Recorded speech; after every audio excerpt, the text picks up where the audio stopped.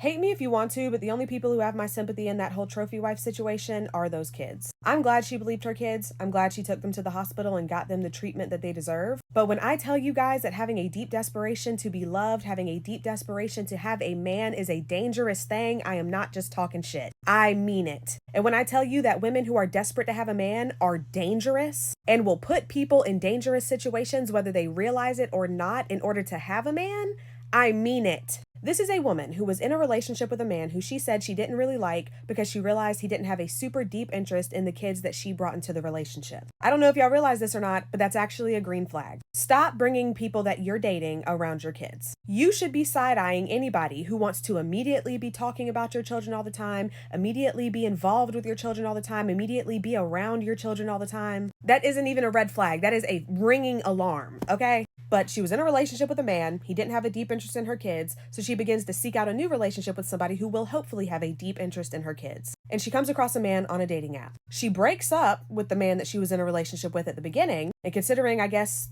the only thing she's focused on her entire life is finding a boyfriend, she immediately messages this new dude that's on the dating app and tells him that her and her children need to move in with him. The man responds by saying the only person who's ever going to move into his house will be his wife. So the woman goes out, buys a ring, proposes to him. They get married within a week of knowing each other. She's convinced she's in love after, I guess, 48 hours. Marry after a week, moves her and her children into the home. Then in a video, she admits that at the beginning of the relationship, he proceeded to grape her on multiple occasions. That is awful. That is sick. That is disgusting. And that is in no way, in any way, shape, or form, her fault.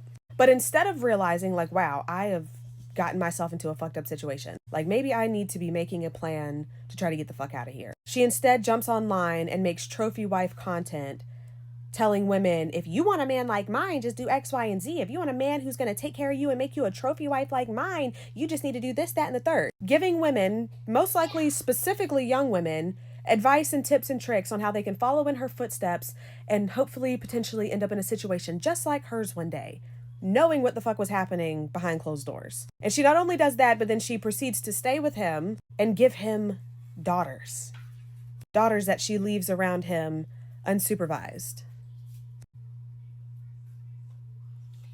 Y'all have got to start making better choices. On this app specifically, y'all have gotten into the bad habit of infantilizing women as a whole, acting like we as women are just these helpless, brainless, mindless creatures who have no say-so over our lives and no control over how things end up. Like people just magically end up our baby daddies, like we couldn't even choose them, like we don't know what happened. Y'all have got to start making better choices. Y'all have got to get professional help for y'all's self-esteem issues. I have really gotten to the point after growing up in the household that I grew up in and just watching different situations play out in my life, just play out in front of me.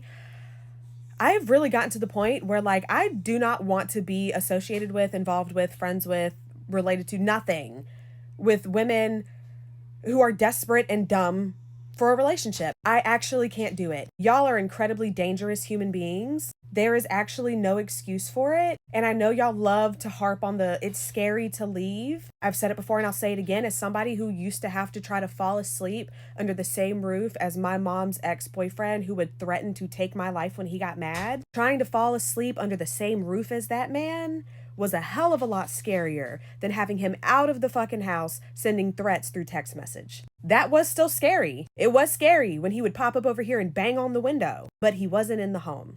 At a certain point, you got to pick your scary. And in this situation, it doesn't even seem like a case of scary. It seems like a case of money. It seems to me as though she's up here mourning the lifestyle that she had being with him more than she is what actually happened to her kids. There's something about the dry cry that is rubbing me the wrong way.